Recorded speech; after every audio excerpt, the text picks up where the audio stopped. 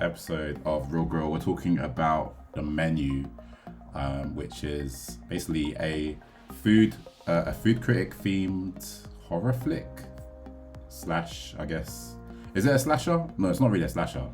It's it's like an amalgamation of different different sort of like genres, isn't it? Because you've got a little bit of drama there, you've got a little bit of as I said, horror before, and it's a lot. There's a lot of subtext as well, which is one of the reasons why this film kind of had me interested. Like from the trailer, you can tell it's not just like a straightforward movie. There's an underlying message there somewhere in the subtext, as I said before. So basically, just a little bit of backstory with this movie. Well, not the movie, but the actual story. So it centers around this celebrity chef. I can't remember the name of the actual character, but I know he's paid. Slowick. Okay, cool. Slowick. Yeah, sounds exactly like a name someone you would call this person. So yeah, it's played by Slowick, played by Ralph Fiennes. So he has a short list of the sort of most renowned. Say that again. Oh, sorry, nothing. Okay. The basically who's who of like the top celebrities or like food critics, just like just kind of like aristocrats and socialites, and they're all basically handpicked by this head chef. Yeah, they're handpicked by this head chef for what would you call it? Like a special kind of dining experience. Yeah, basically. Yeah, a dining experience, basically, like none other, as they put it. Well, I'm paraphrasing. And this is like the most, in terms of like foodies and like snobby sort of food critics. This is basically the most sought after experience out there. Like you can't really top this. Nobody else is beating this type of experience. So anyway, they all put on a ferry and they go to like a remote island, a mysterious island, where they have Slovic and his team of dedicated cooks and sous chefs and followers in general. They basically have this weird obsession with him, and they're almost like brainwashed to the way they act and the way they like just don't question his authority. They follow him blindly.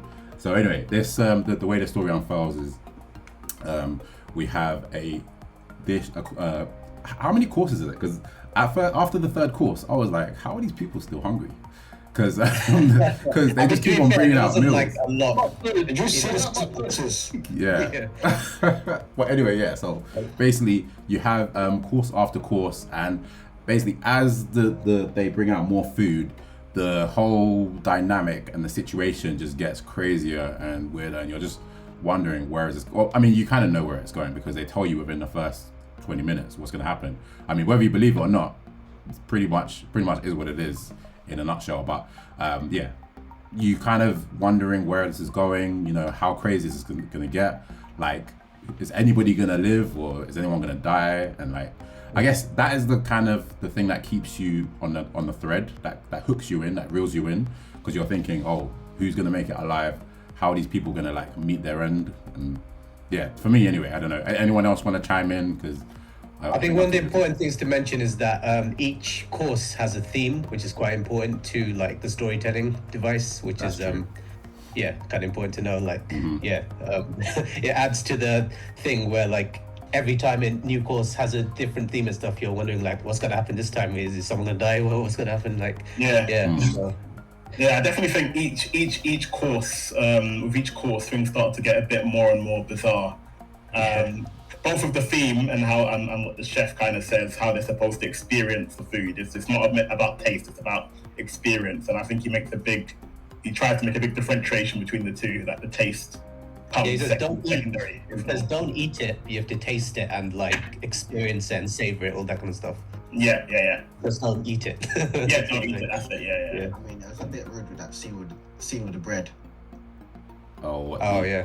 Yeah. The breadless bread or the breadless. Breadless bread. That's bread balls. Yes, I think like the first course was kind of normal. It was that a plate that was replicated, meant to be nature, the ocean, and the island, and that seemed kind of normal and decorative and whatnot. I don't think there was anything particularly weird to point out with that dish, was there? Yeah, they wanted you to ease into the word, I think. Yeah. And then I think like Cameron just said, the breadless plate, where it was just kind of like it's called the breadless plate. It's like it's a sauce served with dips and sauces with no bread. That's when things kind of start to go a bit bizarre and the characters start to get a bit kind of irie. Being at the table with no bread. I think the kind of the thing I liked about this movie is, or I don't know if you like about it, but I think each character was unique in their own way. You spent enough time with them to kind of get to know what type of person they are, and I think each and every person you hate them. Like there's no redeeming, but apart from maybe the escort, I don't think there's anybody. And who was she played by? What was the name of the actress? And Taylor Joy. Yeah, that's the one. Yeah, Nicholas Holt's character, it threw me the whole movie, and then you find out he's just a dick. I think you find out. I think from the get go. I think from the get go, you kind of get that he's not a nice person. Just straight away. There's something wrong with him more than him just being a dick. He has an unhealthy obsession with Chef Loic. So I think it goes beyond him just being a bit of an a-hole. Yeah, exactly. He's like in a cult. He's like the first one to drink the Kool-Aid. Like he's like. I literally think he's one of the characters which does stand out the most, because during every dish, while things get more bizarre, he's the only one that's literally just eating and like, oh, well, this is interesting. Like, you know what I mean? He doesn't flinch at anything the chef or any of the other characters do. He's completely calm throughout. This is it. I mean, to be fair, like, and you don't find out at the end they knew all the time, right? Yeah, he found out at the end he knew why. He was the only one sitting there and knew what the plan was. Yeah. I just love the subtitles and the headers as well. Especially when they, obviously that scene where he has to cook himself, and then you see the description of his food, and it's just like piece of shit. Like, Yeah. I forgot about that. So what was the first part of the movie that kind of made everyone kind of jump and wake up and start paying attention? What for me it was in the carry on, sorry. I was just gonna say, for me it was obviously the dish, probably the same as you potentially, where the guy popped himself. The mess, definitely, the mess. The dish that was called the mess. I think it was one before that, because it was no way. I might be getting confused with the things, but which one was the one where it shows the memories? What was the memories course? Was that before or after that one? That's when I finally got into it. On the tacos where they were printing out. The tacos was first, and then it was the mess. Okay, so it was right before that. So when it started in memories and stuff, and you could see the prints of stuff he's really not supposed to know and stuff. That's then I was like, okay, it's getting quite. You got my attention. But the one after that did go from 40 to 80, the mess. Bloody hell. That was extreme. That was a big jump. And that was the finger was just unnecessary. Yeah. Oh, yeah. But I will say, the film kind of, because obviously if you've seen the trailer, you have an idea of where this film's going, and I'd say up until that point I was kind of bored. I was even starting to kind of nod off a bit, and then that's when I kind of I sprung awake after that bit. So that kind of that made the film a bit more exhilarating, which I do appreciate, even though it took so long to get to that point. Because I would mention that as someone who's not much of a foodie per se, that whole first maybe third or half an hour I think it was until it got to that course, I was kind of shaking my head, because I'm the type of guy who'd be fine with a KFC or something, all this stuff about pretentiousness of your food and savoring and all this the way they talk about food and stuff is something I've never really understood that much. So the fact that for a whole half an hour, I had to watch that. I was like, oh god, please get interesting now. And luckily it did, but It does take a bit to get into. It does, yeah.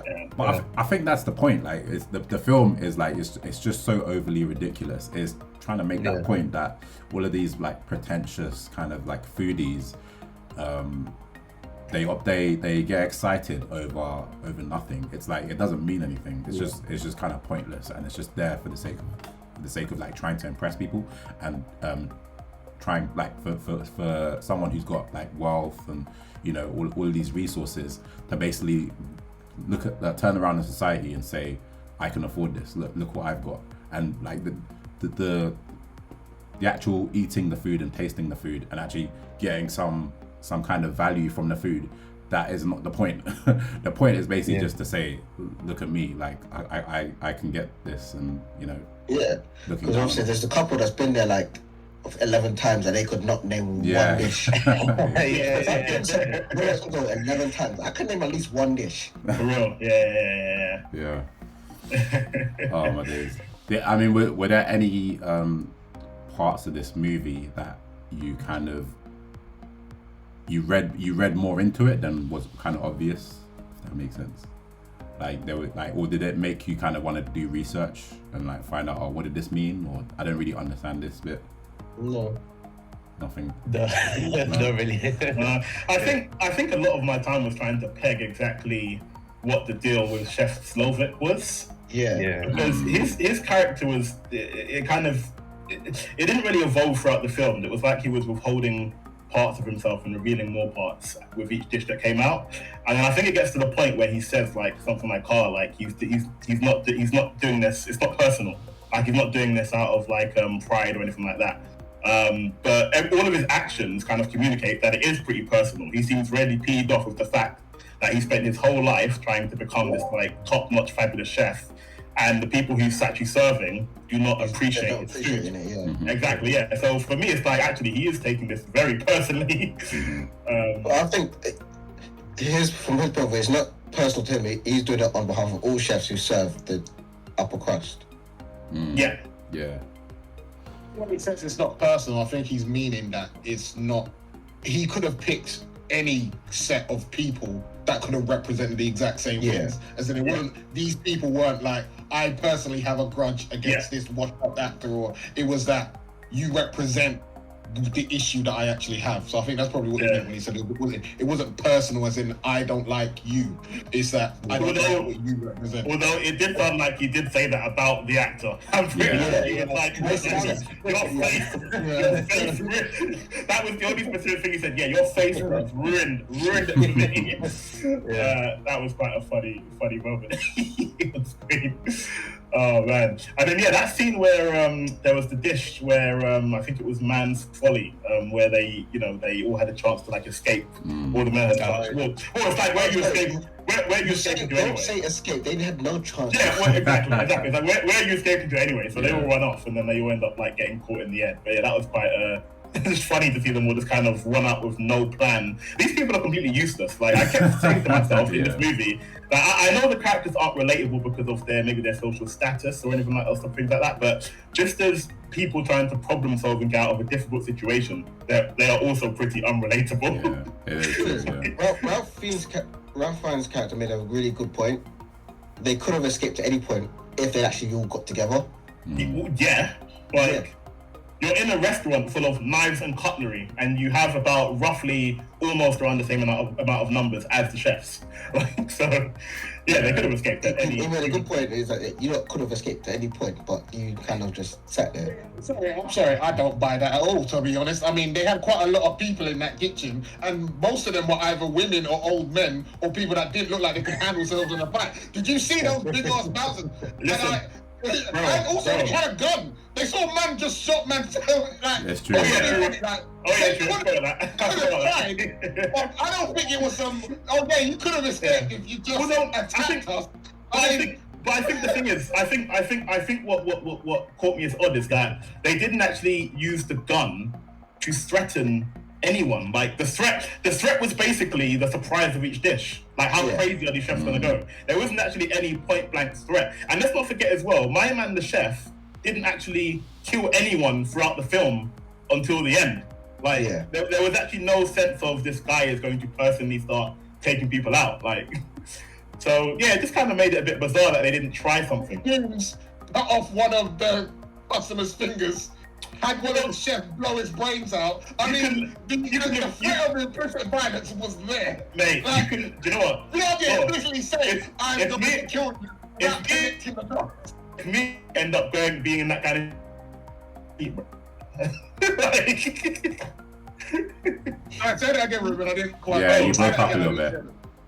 I said, if me and you are in that situation in the future, you stay in your seat, bro. And I think that they kind of broke them down psychologically, especially the men's folly bit. Obviously, they literally were saying, look, you can run. Like, if you tell somebody, go, you can leave, you're free to go. But then no matter how hard you try to escape, you still get caught. The idea of escaping is gone now. There's no longer an idea. It's like psychologically, you're like, I've attempted this. It's a psychological trap, right? Yeah, exactly. It's like we're like, do your best. Put your best foot forward and try to escape. I get what you mean. I'm not sure that was a literal trap. It was a literal trap. Yeah. They were on an island. Like, exactly. Where were they going? Yeah.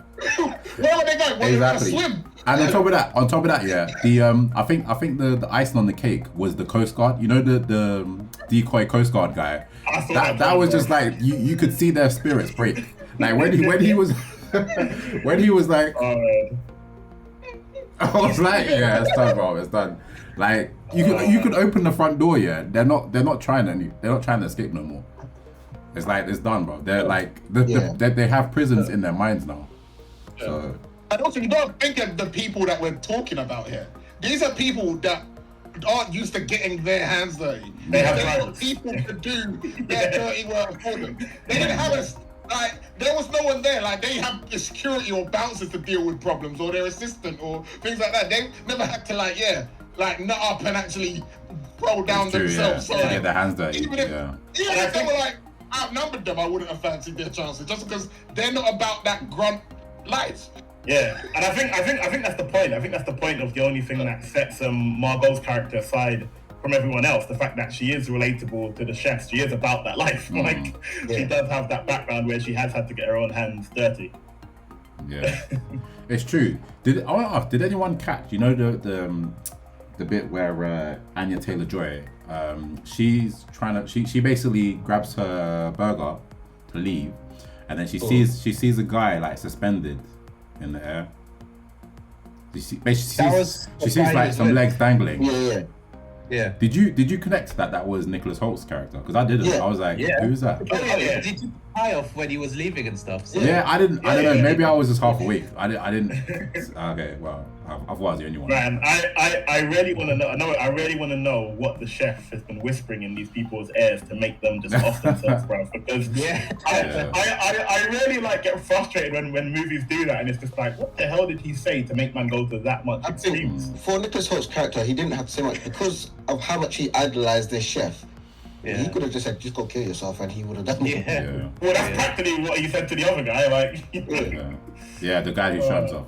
No, it's true. But obviously, this is basically meant to be a metaphor, obviously for I guess not just these high society kind of restaurants, but how people follow them blindly, but obviously like cultish organizations as well, I guess. I don't know, that's what Yeah. I mean, this could happen in any profession where you start off loving what you do, and then as you get more professional, you become more soulless and stop doing it. Yeah. I think Slowick does go to very big extremes though, because there's that scene where the actor states, and he asks her, I think she asked why am I here, or something like that, and he's just like, you got student loans, and then she says I think she said oh, did you go to college? And she said, yeah. And he said, you got student loans? No. So it's literally just oh, well, trust fund trout, you're dead. Yeah. So, he does seem to go to a lot of extremes and not really try to differentiate. He stressed from the very beginning that it's all planned out to a T. He has his guest list, he knows his guest list, he knows who'll own that guest list, he knows everything about his guests that are coming. That's the only way you could have had the tacos with the pictures and everything. Yeah, that's true. Yeah. So I think that's why he was so stressed out that Nicholas Holt's character came with some random girl.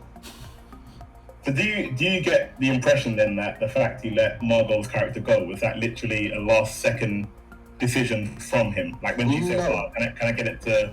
Because he was trying. You do get the sense he was trying to get her out from the get go, but it almost seemed like that was the turning point where he actually decided, "Yes, you can leave." Like when she said, "Can I get it to go?"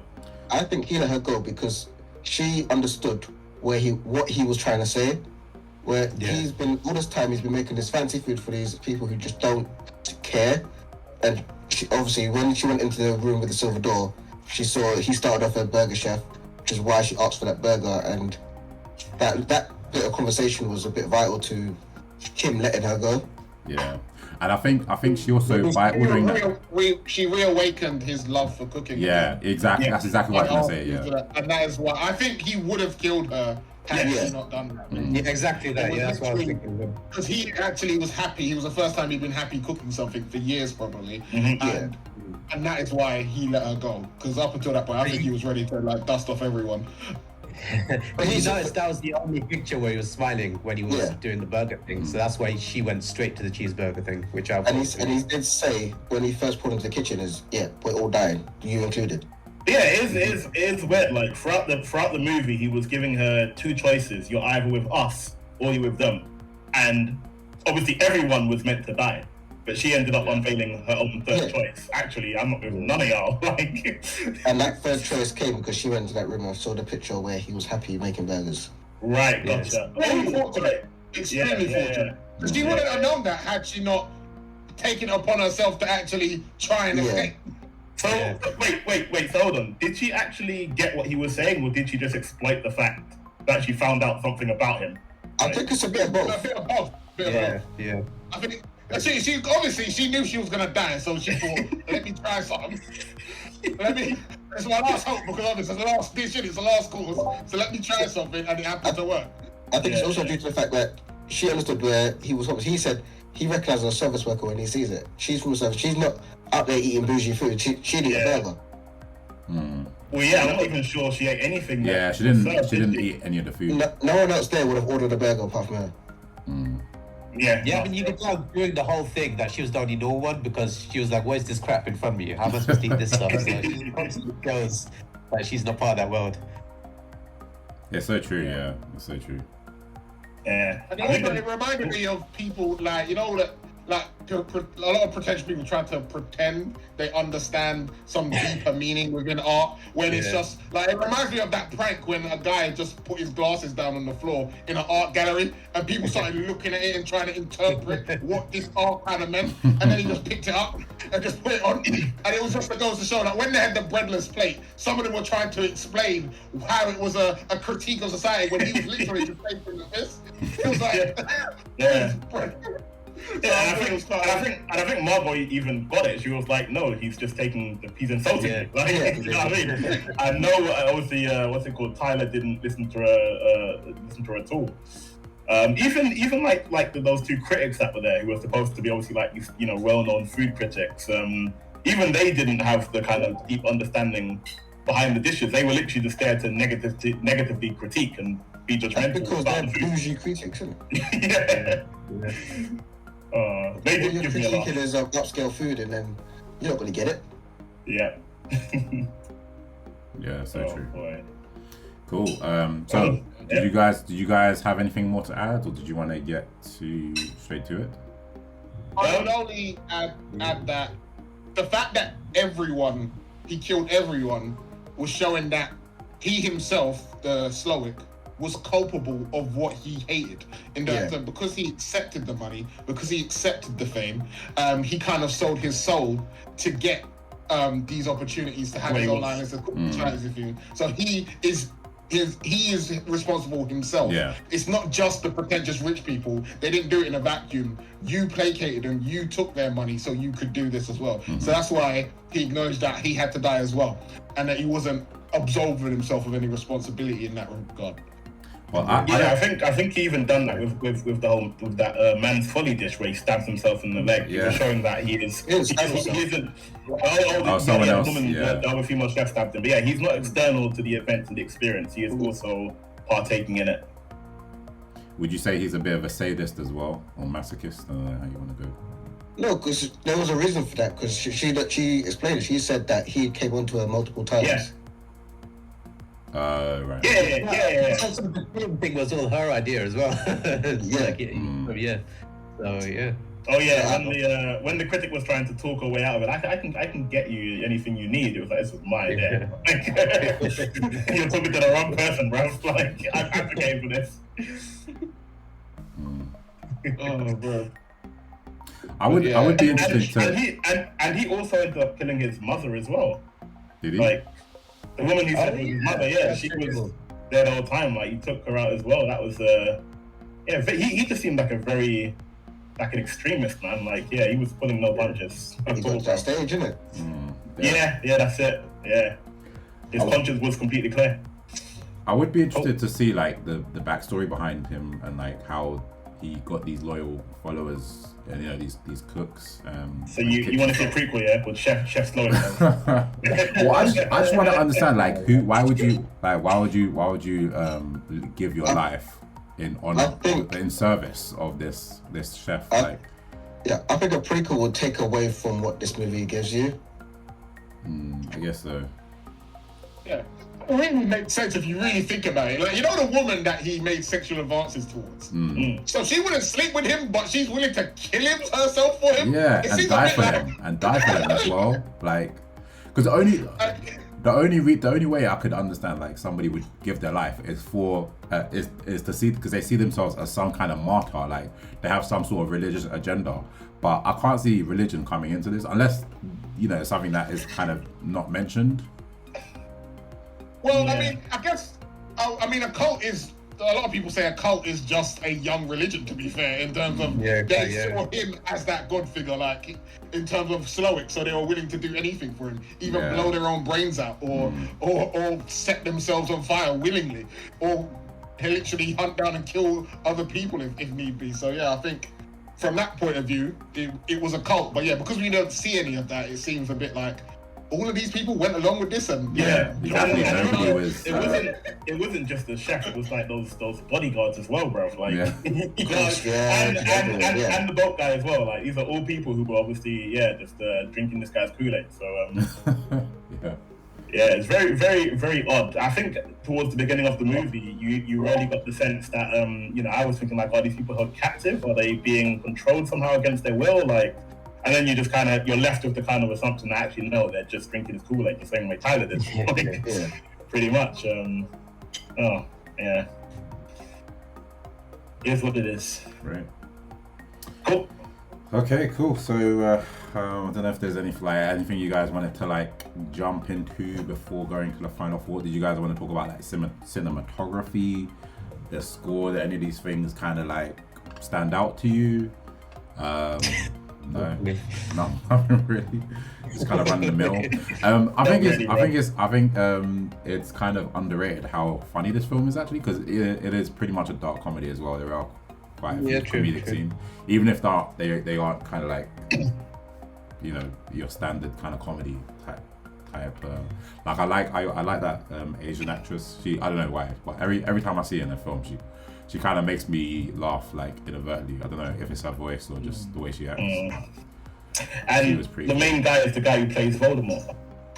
Exactly. Just put that out there. So I didn't even know, but somehow my missus picked up on this from his teeth. I don't know why, bro. I love that this is a new revelation for you. She has a weird thing. She can identify people by their teeth, bro. Interesting. Cool. Alright, I'm ready to go to school if you guys are. He kind of is, actually, he kind of is like Voldemort, if Voldemort was a chef instead of a wizard, if you think about it. Like chef. The way everyone fed him and stuff, you know what I mean? Why not, bro? Exactly, man. Voldemort got the job done, though. This guy got the job done. Yeah. That's so true. Voldemort failed, bro. Man is gonna kill a baby, bro. Voldemort's a waste man. Oh man, he's actually stronger than Voldemort if you think about it. Actually did the job. Yeah. He Is it achieved all the about goal. magic as well? Achieved the goal, bro. Oh man, cool. All right. Scores? Scores. Yeah. Andy? Okay. There's not Cool. much else to say now. Yeah, man. All right, so I'll get into it. So yeah, I mean, going into this movie, I feel like it was a bit of a slow burn. It did have a lot of intrigue, which kind of kept me wanting to see what how it turned out. I think by the middle of the film, I was but this was before things started to get really crazy, like gruesome crazy. I kind of started to get a bit bored, I'll be honest, because it just like it was a bit too pretend. Like even though it was like clowning and like pointing the finger at this subject matter, it kind of became that thing itself. Like it just felt like I was watching just a pretentious film about like these rich fancy people going to dine. And I'm like, okay, I get that you're pointing a finger at that, but this is literally what I'm seeing. So I was kind of getting bored of that. Obviously, when the threat level racked up and it got to the point where obviously the wheels started turning, I was like invested, but I don't think the film was like how do I put it? I don't think the film really was complex enough in terms of its storytelling to really keep me like for me to enjoy it. Like I felt like I was just waiting for the inevitable conclusion. It was funny in bits and pieces, but not laugh out loud funny. It was just kind of like, oh yeah, I get that. That was pretty clever. So yeah, overall, I did appreciate watching it. I like that it was an obvious satire for these things that are happening in the real world, but it just didn't. It just didn't like hold me, and like, it didn't have any like sort of emotional. It didn't have a big enough emotional punch for me to kind of say that I really felt I got something from this. Like me personally, I'm not really a big sort of foodie person, so and dark comedies aren't really my thing either, in most cases. So yeah, I think I would. And actually, this is quite a fitting review, but I'd say this was probably a 5 out of 10 for me. So it was left kind of a aftertaste. I don't know if that's the actual exact score, but yeah, it was like. That was 4. Is it 4? Okay, all right. Let's bump it down to a 4. A 4 left aftertaste. Yeah. 5 is bland. 5 is bland. Okay. I would say. The next time you go to a restaurant, are you saying you won't give any thought to appreciate your food more after watching this movie? Probably not, to be honest. I'm probably just not talk, bro. I would next time I go to a restaurant, I'll just make sure I have a clear escape route. That's about it. That's the only thing the film has taught me. About the exits. Literally. I'm just scoping. I think for me, I think I would have maybe enjoyed this film more if I had maybe read up a little bit or maybe spoke to someone who'd watched it first, because I wasn't prepared for what it was. Watching the trailer doesn't really give you much. It kind of just seemed like it was just going to be like a thriller movie where you just make assumptions. These people have been kidnapped on this island, they need to escape, that's it. And that is the gist of kind of the film, but it's a lot more complex and goes kind of beyond that. It goes into all these different themes and meanings and allegories and all that stuff. So yeah, I think the fact I went into it expecting one thing and got something more or less completely different affected how I was able to enjoy it.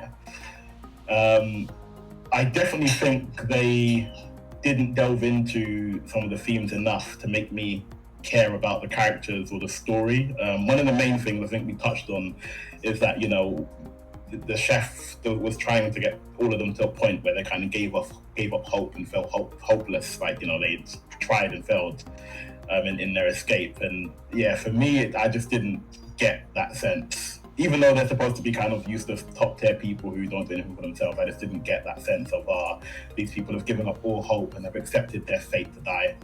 Didn't get that from it. So yeah, I don't think it was particularly unenjoyable to watch, but it kind of gave me that weird aftertaste as well that I got after I watched Nope, where I just don't really know what category to really put it in. And I was up thinking about it afterwards, trying to think, did I miss something in this movie? Is there more to it than what it is? Do I need to go on Google and start researching stuff? So I think I'm probably with Pete on giving it a 4 weird aftertaste, just because, yeah, it is a bizarre, weird film, and it's a bizarre, weird experience. I almost feel like, you know, the chef's trying to make us have an experience as well in watching it. So, yeah, that's where I stand. I'll go next. I'll start with my score. I'm gonna give it a 6. I thought it was nutritious, but nothing special. For me, I say that because it wasn't too long, it wasn't too short. Yeah, if they didn't delve into the characters, but I feel like the type of movie is they don't need to. It's all about how they perceive the world around them. So obviously you see them, you could tell they're all suck up, snobbish, rich people. There's only one character who's really regular, and she's pointing out from the start. Aside from that, it wasn't anything, like I said, it's nothing special. It entertained me for the time I was watching it. So that's why I'm going to give it a 6. Cool. I think that's the first time that you've given a higher score than me and Pete. It's not mistaken. Like, usually you're the harsh one, bruv. Like, well, cool. Like, But yeah, I'll go next then. So I can only echo what everyone's really said.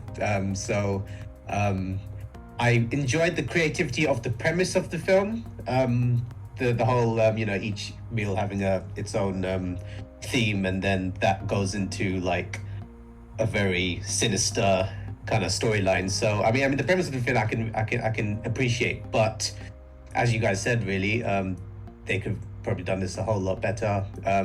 The characters for me, I didn't really find that interesting, to be honest. Apart from the main chef guy, and everyone else, I think they had a really good chance to make each and every one of those the diners more interesting or give them more character. But for me personally, I just didn't feel any of that for any of them, nor did I like care about any of them in any sort of sense. So there was a lot of ways they could have, like, I think, really made this film a lot better, and the potential was definitely there, but unfortunately it just didn't deliver for me.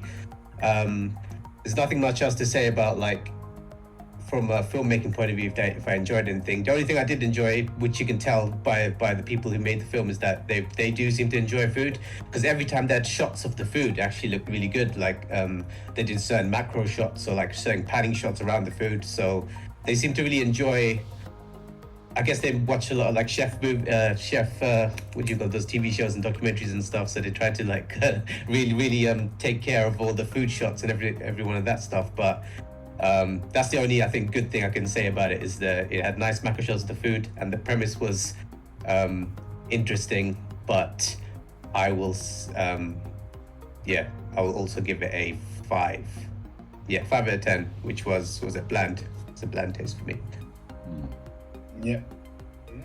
Okay, and I'll just say I don't think this movie does anything amazing, to be fair, in any category, maybe except for the cinematography, like Sue was saying. Some of the actual shots of the food, their creation, and the last dish, the s'mores, where obviously they light everything on fire. That was quite pretty in terms of how they designed that as well. But overall, I don't think I do like dark comedies. I got quite a sick sense of humor, but I don't find that any of the dark comedy humor in this was that funny.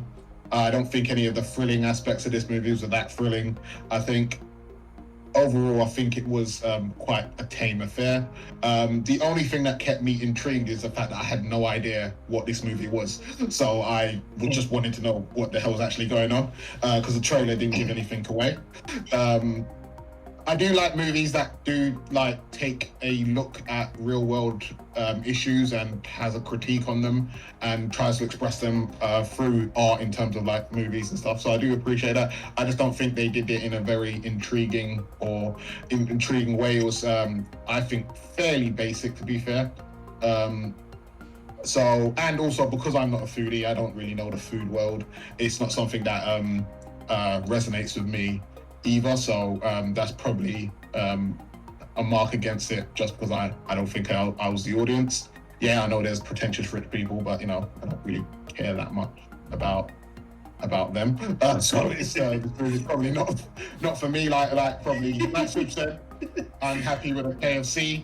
All this chat about Bergamot and when people drink wine and they can taste whatever fucking how old the grape was that was stomped on, like, all this. I'm very basic. Like, it either tastes good or it don't. I don't get much deeper than that. So, and I think this movie fits that category. Either it tastes good or it don't. And this really weren't it for me. But I don't think any of the aspects were really bad in it either. So I can't really go over the top and be really harsh on the movie. So I think, it rounds out to about 5 out of 10 for me as well. Oh, okay. Pretty generous. So across the board, it's right? Yeah, I'll just add. I was just looking at director was Mark Malod.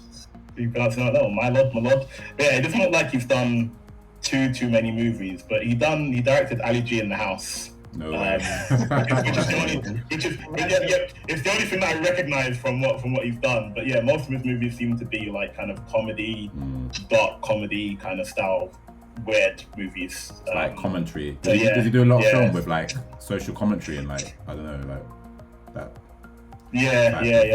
He doesn't like he's done much lately either. I think he's done since 2011, if I'm not mistaken. But obviously, just in terms of you can't really see much consistency in what he's done. I mean, one thing. Game of Thrones episodes. Oh, did he? Directed some Game of Thrones episodes. Yeah. Shameless was a series, a UK series. Shameless. He was the director of that as well. So, but it's not something you would watch and think, I get this I get the feel of this particular director from this style of writing. Sometimes you can get that with extreme films like this, or films that are in their own kind of category. But you didn't really get that from this particular movie. One thing I forgot to mention about the film is like I do appreciate that it's like it knows what it wants to be. Like, it knows it's not trying to please everybody. It's basically just trying to make a statement, and it's not your typical Hollywood like formulaic movie. It does kind of do its own thing, and it's kind of shameless. It's kind of shameless in that it's not going to be, as I said, it's not going to be liked by everybody. But I guess it is what it is. You either like it or you don't. It's kind of like a Marmite movie. So. Yeah, I do like them taking the risk on movies. It's tiring watching the same things over and over again and being able to expect them to be coming. So I think if anything, we're going through a phase where maybe writers are trying to figure out a new form of film and take more risks to put things on the screen. Because I think we are getting a bit bored of the repetition that we're used to seeing. Hey guys, thank you for making it to the end of this video. Hope you enjoyed watching it as much and listening to it as much as we enjoyed talking about it. If there's anything that you liked in particular, please put it in the comment. If you have any opinions on this film as well, or just our discussion in general, let us know if there's anything you disliked. Again, anything you liked. We look forward to seeing you in the next one. We're talking about Nope next, and we're also talking about Puss in Boots. That's what I'm looking forward to. So anyway, yes, we'll see you on the next video. Like, subscribe, follow us, comment below. Peace.